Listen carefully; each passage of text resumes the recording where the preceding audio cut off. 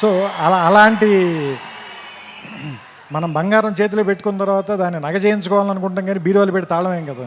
So so so silver స్క్రీన్కి ఇవన్నీ తెచ్చేవాడు కాబట్టి అలాంటి వాడిని పెట్టుకున్నప్పుడు ఎలా వాడాలో తెలిసిన వాడే, పనివాడే, మావాడు, మా గట్టివాడే అనిపించింది నాకు.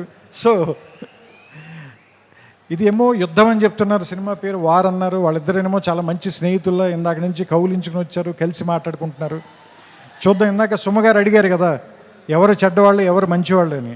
చూస్తుంటే సినిమాలో క్యారెక్టర్లు హృతిక్కి సంబంధించినంత వరకు తారక్ చెడ్డవాడు, తారక్కి సంబంధించినంత వరకు హృతిక్ చెడ్డవాడు, కానీ వాళ్ళిద్దరు మాత్రం చాలా మంచిగా చేస్తారు అనిపిస్తుంది ఈ సినిమాలో.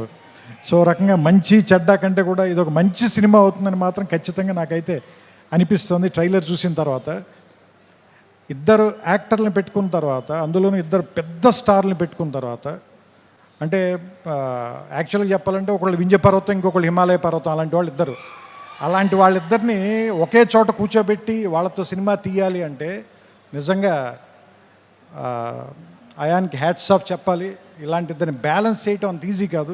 ట్రైలర్ చూస్తేనే అర్థమైపోతుంది మనకి. అంతే చెప్తున్నా కదా, అన్నం అంతా తినక్కర్లేదు, మెతుకు చూస్తే చాలు అంటారు కదా.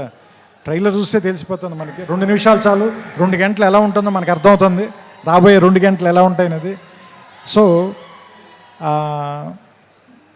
వినాయక చవితికి, ఎందుకంటే మహారాష్ట్రలో కూడా గణేష్ బప్పని చాలా ప్రేమిస్తారు కాబట్టి ఈ వినాయక చవితికి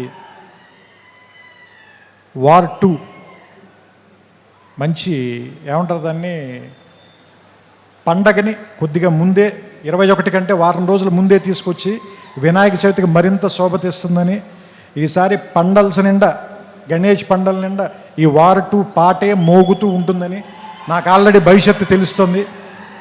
మీ అందరూ కూడా దాన్ని చూస్తారు, వింటారు, ఆనందిస్తారు.